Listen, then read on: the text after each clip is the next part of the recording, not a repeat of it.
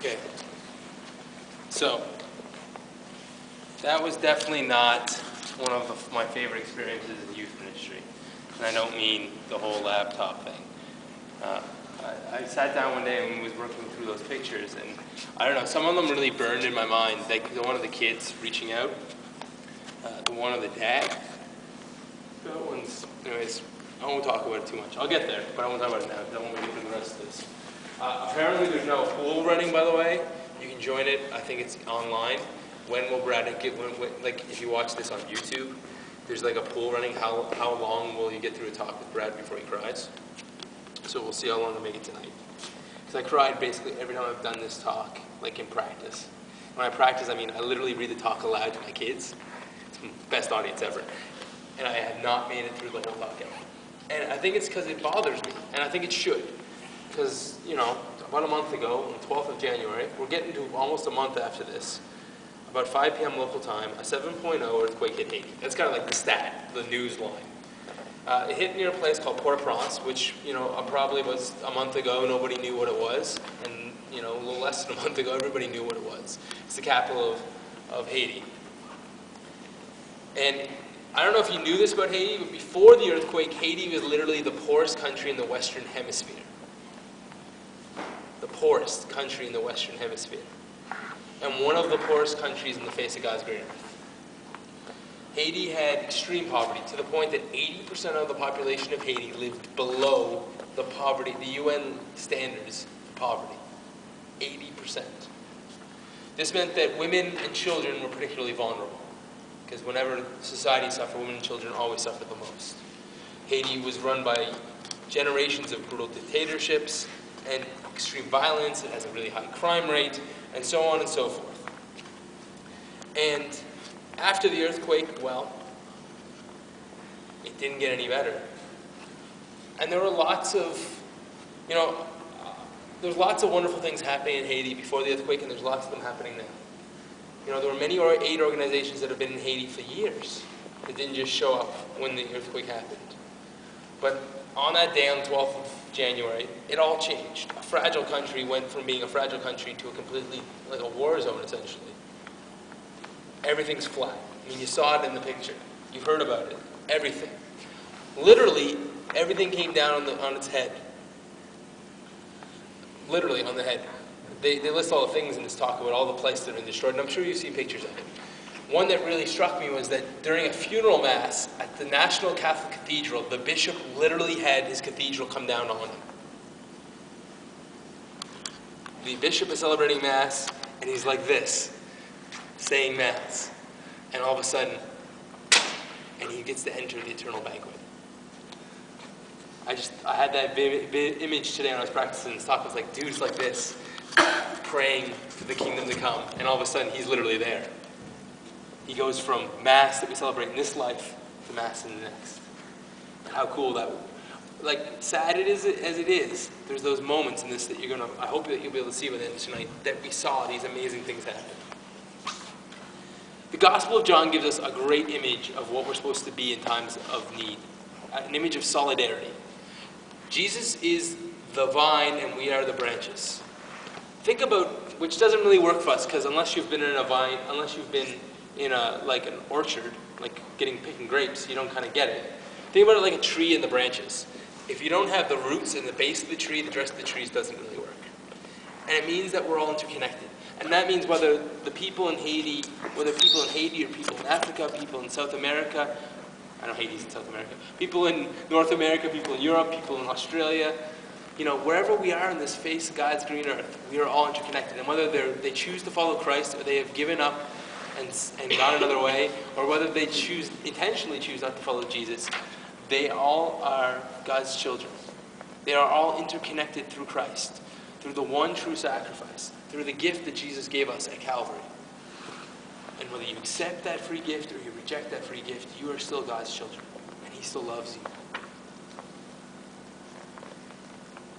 And so that means for us, we're not just in community with the people that gather for Edge, or the people that we go to church with, or our families, or the people in the city.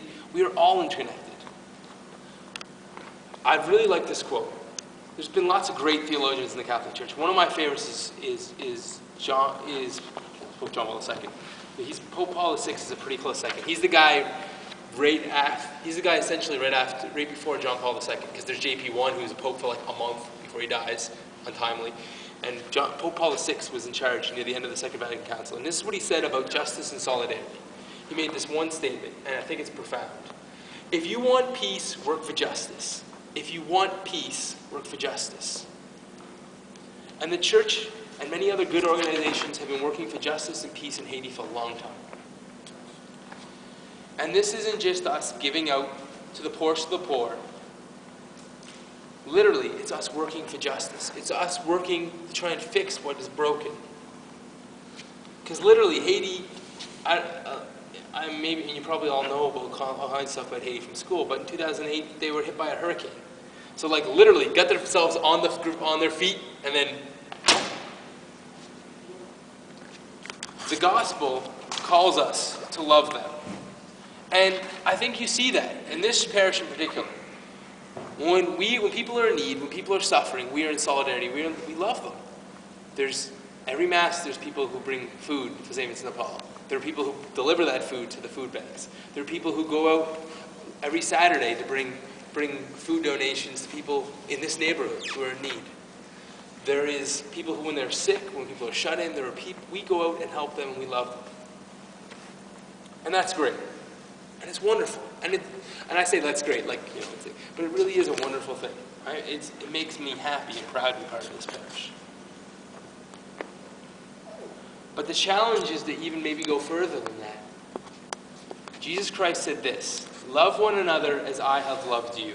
That's John 15:12. Love one another as I have loved you. Now I want you to think about this for a second. Maybe you haven't followed this logic before. Love one another as I have loved you. How did Jesus love us? He literally stretched out his hands and gave his very life. He gave everything he had.